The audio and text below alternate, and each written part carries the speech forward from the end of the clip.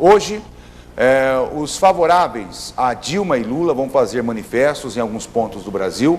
Ontem e hoje, por todo o Brasil, pessoas e entidades estão se manifestando contra a presidente Dilma e Lula, e foi aberto a comissão que vai analisar o pedido de impeachment da presidente Dilma. 2 deputados de Mato Grosso fazem parte. Um deles é o deputado federal Nilson Leitão, aqui de Sinop.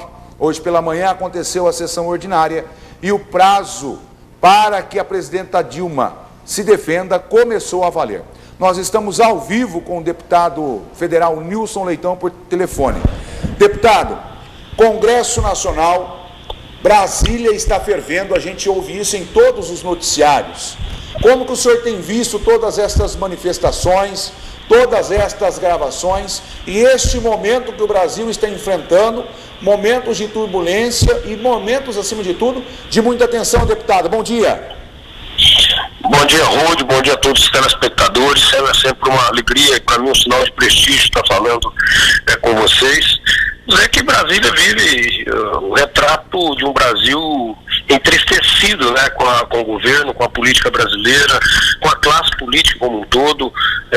Não é fácil nem para quem é a favor do impeachment, como eu fui um dos primeiros a levantar essa bandeira do impeachment já em final de 2014, começo de 2015, eu e mais 20 deputados só na época, e todos nos chamavam de louco, de maluco, que onde já se viu não vai ter impeachment. Hoje nós chegamos numa situação em que, graças a muito empenho da oposição, mas principalmente a motivação das manifestações de rua, da nossa população brasileira, do nosso povo brasileiro, é que hoje nós podemos contar já com o prazo do impeachment rodando. Ontem foi instalada a comissão, foi feito a eleição do presidente e do relator, os membros vices também, e ontem foi protocolado no Palácio do Planalto o pedido de impeachment para que a presidente Dilma tenha 10 sessões para se defender. Como que funciona essas 10 sessões? As sessões do plenário. Então, ela ocorre hoje, já contou, então o esforço concentrado hoje era para mim estar em Sinop, inclusive, aí com essa mudança e essa instalação da comissão já muda tudinho a nossa agenda. Hoje tem sessão, à tarde tem reunião, à noite tem reunião, segunda tem de manhã, tem à tarde, tem à noite, para acelerar o processo de impeachment, que é o que nós desejamos, entregar no máximo até o dia 11, votado 11 de abril, né, porque temos feriados, temos sábados, temos domingos, então até 11 de abril entregar o relatório do impeachment pela comissão, 48 horas depois, no dia 13, poder votar no plenário da Câmara Federal. A presidente Dilma tem que se defender nessas 10 sessões. Hoje, né, já são 9, porque hoje já contou uma sessão, segunda-feira conta mais uma, passa para 8, até quarta-feira são 6 sessões apenas. E aí encerra-se o período de defesa dela e o julgamento dela na Câmara. A Câmara aprovando no plenário com 342 votos, ela vai para o Senado. O Senado apenas recebendo já afasta a presidente Dilma por 180 dias do seu mandato. E aí julga durante esse período. Deputado, o senhor disse 1 terço. Ela precisa... 342. 342, isso significa 2 terços dos deputados. Hoje, com os manifestos, com todo o momento que o país está vivendo, o governo tinha a expectativa de ter a votação contra o impeachment de forma muito tranquila, com o apoio do PMDB e dos partidos da base aliada. Hoje, como que o senhor vê esse quadro? O senhor acredita que a oposição e os manifestos da população forçará deputados da base aliada votar a favor do impeachment, ou o senhor ainda vê essa votação como bastante complicada após o relatório final desta comissão? Na verdade, a mudança de comportamento de vários deputados já vem ocorrendo nas manifestações. Muitos deputados que voltaram da sua base depois do recesso de janeiro já voltaram com outro comportamento, que perceberam a pressão na rua das pessoas, na mídia social, na mídia local de cada deputado regionalmente, e perceberam a mudança. A mudança é radical, porque, por exemplo, a Bahia, Salvador, por exemplo, que sempre deu 75% dos votos para o PT, é talvez uma das cidades que teve uma das maiores manifestações da história. Foi Salvador contra o PT. Então, historicamente, nenhum candidato a presidente desde 2002 conseguiu fazer mais do que 20%, 15% dos votos em Salvador. Nesse momento, 80% da população de Salvador quer o impeachment. Então é muito difícil para um deputado nordestino voltar para Brasília e defender a presidente Dilma. São aqueles que de fato são petistas que não tem como mudar. Mas mesmo assim, muitos dentro do próprio PT está tendo uma dificuldade enorme para defender a presidente Dilma, defender o governo e defender o próprio Lula, né? Todos esperavam que quando mexesse com o Lula, o Brasil ia virar uma guerra civil. Está provado aí que não tem nada a ver, que a população é sábia. A população acompanhou o PT acreditando num sonho de esperança. Essa esperança virou um pesadelo. E esse pesadelo faz com que as pessoas mudem. As pessoas são de bem, são de boa fé, elas acreditam naquilo que é prometido. E o PT prometeu muito, fez muita propaganda, né? E agora começa de novo o pesadelo da chantagem, onde começa a espalhar no Brasil inteiro que se a Dilma cair, vai acabar o programa Minha Casa Minha Vida, vai acabar o Bolsa Família, mentindo para a sociedade. Não vai acabar nenhum programa desses. A Minha Casa Minha Vida ela tem que ser melhorada cada vez mais, o Bolsa Família tem que ser melhorado, dentro de uma qualificação e profissionalização da nossa sociedade, do nosso povo. Enfim, o sentimento em Brasília hoje é de que vários deputados já desembarcaram do Palácio do Planalto e estão vindo para a oposição.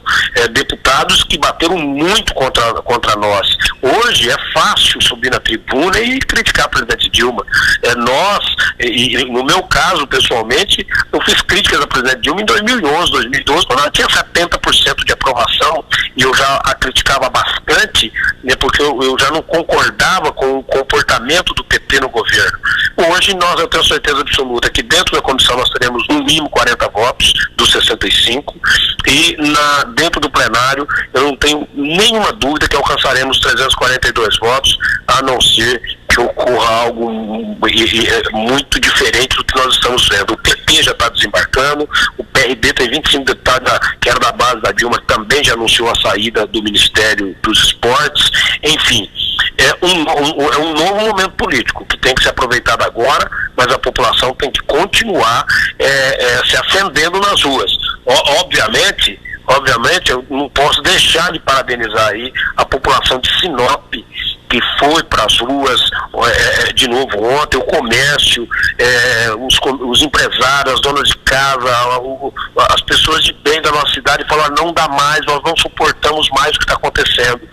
E essas manifestações, que me vem falar, mas o que vai fazer a diferença? Alguém para onde não faz muita diferença, porque é a soma de cada brasileiro, de cada lugar. O brasileiro que é a verdadeira autoridade, é o verdadeiro poder, está no povo, e esse povo é que pode fazer essa diferença. Por isso que o impeachment vai ocorrer, devido a esse povo. Olha, deputado, essas gravações envolvendo o presidente Lula, o ex-presidente Lula, autoridades, citando o Congresso Nacional, tanto o Senado como a Câmara dos Deputados, citando o STF. De que forma, deputado? Porque nós aqui de Sinop é a capital, um centro político muito importante, até que ponto tudo isso repercutiu dentro de Brasília nos poderes constituídos? Olha, foi assim uma bomba, porque na verdade nós estávamos no período da manhã. Eu faço parte da comissão do pró-impeachment desde 2015, desde janeiro, né? Desde quando acabou a eleição de 2014. Então eu participo das reuniões sistematicamente com um grupo de deputados suprapartidários de vários partidos. E quando anteontem nós estávamos organizando a nossa vida, preparando para a comissão do impeachment, esperando a votação do STF para decidir o rito do impeachment, que aconteceria na quarta-feira a votação, na terça de manhã nós estávamos com uma programação organizada. Na quarta-feira nós fomos para frente do Palácio do Planalto devido à posse do Lula. nós éramos contrário a essa posse, né? E fomos para frente do Palácio do Planalto para organizar um manifesto contra o Lula, junto com os líderes dos movimentos de rua, que estão sempre aqui conosco, aqui em Brasília, né? Do Movimento Brasil Livre, do Vem Pra Rua, todos esses movimentos. Então nós fizemos um ato em frente do Palácio do Planalto no final da tarde, 4 horas da tarde, contra a posse do Lula. Apenas era o nosso movimento naquele dia. Quando a gente volta para o Congresso Nacional, para a Câmara, para a sessão que já tinha iniciado, na metade da sessão já estava tendo um bate-boca muito grande entre a oposição e a situação em relação à posse do Lula, que era um absurdo. Nós achamos absurdo o Lula assumir para fugir da justiça, né?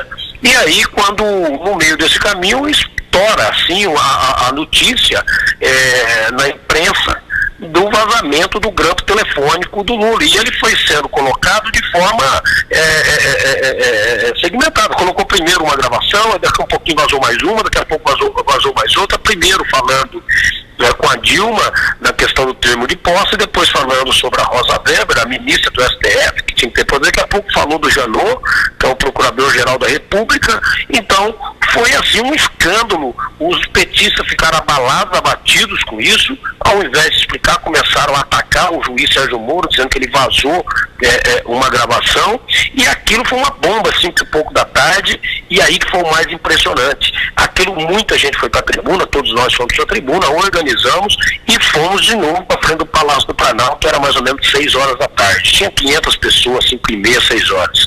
Quando deu 8 horas da noite, tinha 30 mil pessoas, deu 9 e meia, tinha 40 mil pessoas na porta do Palácio do Planalto, o povo vindo de todos os lugares, com família, todo mundo se posicionando na frente do Palácio do Planalto, gritando fora Dilma, gritando, pedindo para ela renunciar, pedindo para o Lula não tomar posse diante de toda aquela vergonha, e aqui tomou conta do Brasil em 7 capitais brasileiras. Foi uma coisa impressionante pela voluntariedade da população brasileira, que foram sem nenhum líder político, sem nada a chamar, foi por conta de cada um, pela indignação que o Brasil está vivendo. E aí quando amanhece na quinta-feira, o Lula toma posse igual, quer dizer, uma vergonha. Em seguida vem a justiça, o juiz de Brasília, o doutor Cata Preta, onde ele emite uma liminar suspendendo a posse do Lula. Vira outra bagunça, e aí mais uma, são 10 liminares já que está acontecendo, e a partir daí, Rudy, o que a gente espera foi a calma, porque na quinta, ontem à noite, foi o momento da instalação da comissão do impeachment, votado em plenário, votado na comissão. Hoje já teve a primeira sessão, e a partir de hoje só faltam 9 sessões para contar com a resposta de defesa da presidente Dilma e já partir para a cassação.